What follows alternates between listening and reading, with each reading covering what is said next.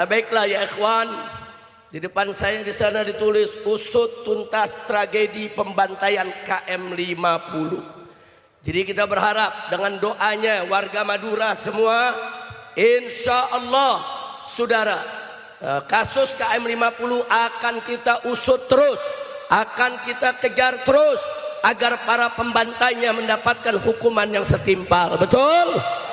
Setuju kejar mereka? Setuju kejar mereka? Takbir.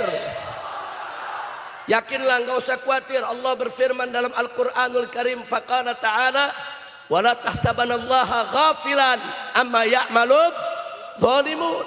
Saudara, Allah nyatakan dalam Al-Qur'anul Karim, jangan sekali-kali kau duga, kau berprasangka bahwa Allah itu lalai, bahwa Allah itu mengabaikan saudara apa-apa yang dilakukan oleh orang-orang zalim.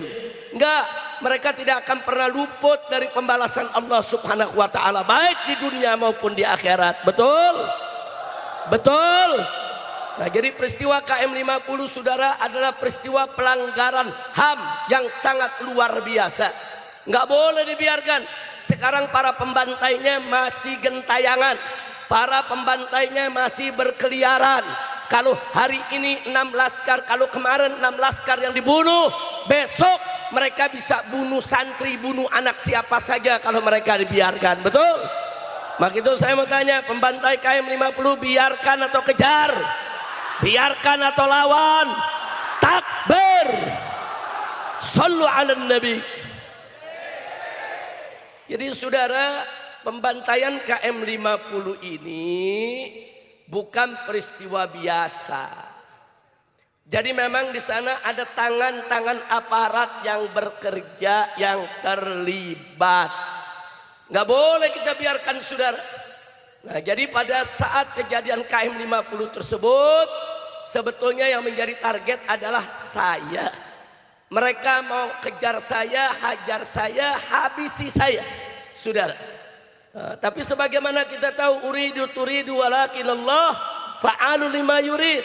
Saya ingin, Anda ingin, tapi yang punya keinginan mutlak siapa? Allah. Mereka menginginkan saya mati, Allah nggak menginginkan saya mati dulu, saudara. Nah, tapi sungguh begitu mereka kesal karena tidak bisa mentargetkan saya selamat dengan keluarga.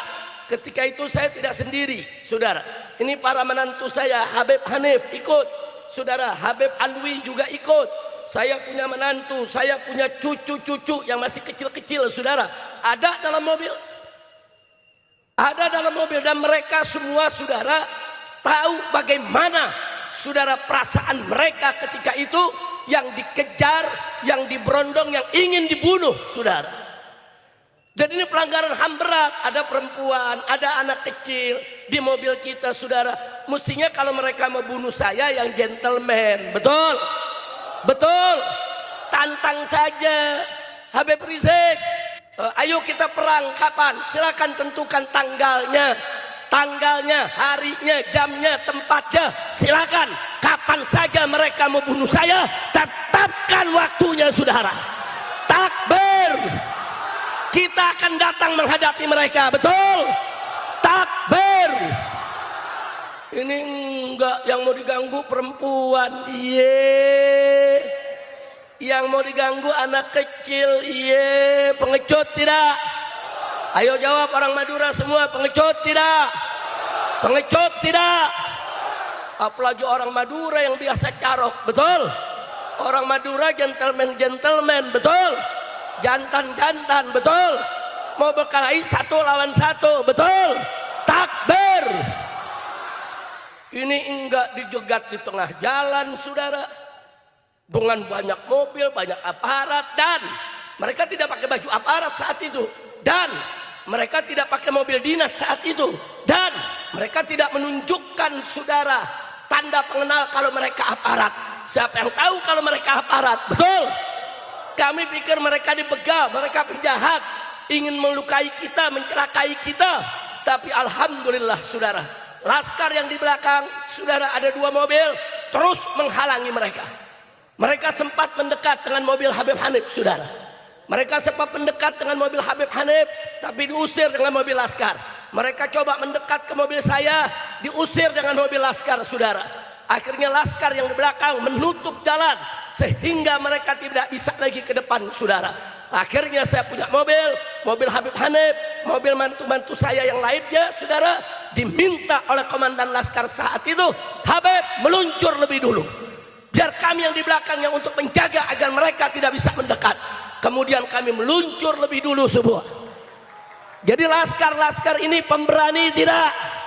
Pemberani tidak? 6 laskar ini, saudara. Mereka tunggu di belakang. Begitu saya melesat keluar dari tol, masuk ke dalam satu pasar, matikan mesin, matikan lampu, saudara. Kenapa? Karena banyak perempuan, banyak anak kecil, ada bayi di mobil kita, saudara. Dan kita berangkat bukan mau perang. Kita tidak bawa senjata, kita tidak bawa sajam, kita tidak bawa pistol, tidak. Jadi kalau dikatakan 6 laskar ini membawa senjata, bohong, fitnah, saudara. Maka itu kita tantang sekarang, ayo, hei para pembantai KM 50 siapapun anda, hei para jenderal-jenderal yang terlibat, hei para aparat yang terlibat, kalau kalian jantan, saya tunggu kapan kalian mau hadang saya lagi di jalan. Tetapkan waktu dan harinya. Takbir, takbir, sallu ala nabi. Jadi saudara, yang ingin saya garis bawahi di sini buat semua saudara, bahwa 6 laskar ini bohong kalau dibilang melakukan perlawanan. Mereka hanya menghalangi. Nah, karena mereka menghalangi, para pembantai tadi marah, ditembaki mobil mereka, saudara. Mobil yang satu sempat lolos, mobil yang satu, saudara, ditembaki. Sampai satu laskar yang duduk di depan sebelah supir, saudara, tembus di bagian matanya. Tapi belum mati saat itu, saudara, masih sekarat. Satu lagi yang duduk di tengah sebelah kanan, saudara, karena ditembaki dari kanan, peluru itu masuk ke pinggang sampai ke pahanya, saudara. Belum mati, saudara. Akhirnya ban mobil ditembaki, mobil diberondong, sehingga mobil tersebut yang tadinya sudah keluar dari pintu tol Kerawang Timur dipaksa masuk lagi ke pintu tol Kerawang Barat, saudara. Disitulah mereka diberhentikan di KM 50. Turun di KM 50, mereka masih hidup 6-6-nya. Bohong kalau ada yang bilang mereka sudah mati di situ, saudara. Masih hidup 6-6-nya. Yang 4 dalam keadaan sehat, selamat, disuruh tiarap di aspal, saudara. Yang 2 sudah tidak bisa berdiri karena sudah banyak darah, saudara, yang keluar, apalagi yang tertembak matanya. Tapi saksi-saksi hidup, orang-orang yang bekerja di KM 50, pedagang-pedagang warung yang ada di KM 50, petugas-petugas yang ada di KM 50 memberikan kesaksian bahwa 6-6-nya saat di KM 50 masih hidup. Kemudian mereka dibawa, saudara. Tiba-tiba besok siang diumumkan mereka mati, 6-6-nya. Apa alasan polisi, saudara?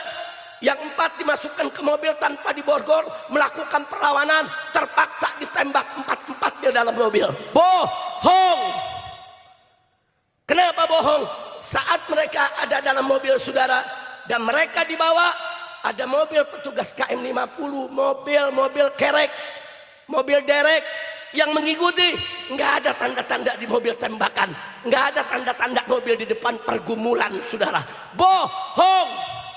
Kalaupun betul ada yang menarik 4-4-nya, saudara, yang katanya berkelahi dalam mobil, semua ditembak di jantung, saudara.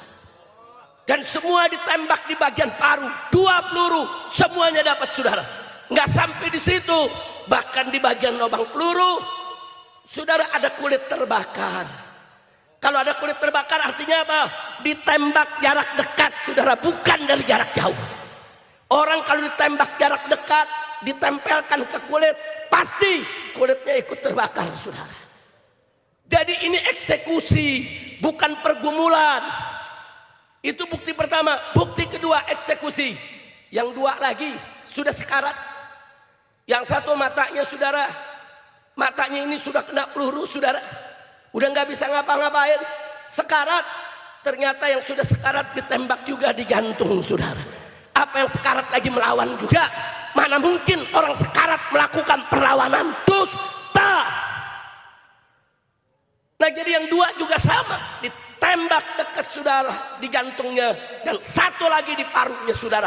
Ini eksekusi namanya, pembunuhan oleh aparat negara atas perintah atasan. Itu pelanggaran HAM berat, saudara. Makanya kita tidak akan berhenti. Lihat aja, begitu nanti pemerintahan ini berganti sebentar lagi, semua yang terlibat akan kita seret ke pengadilan, saudara. Setuju? Setuju? Enggak peduli siapapun yang terlibat, saudara. Mau jenderal, mau presiden.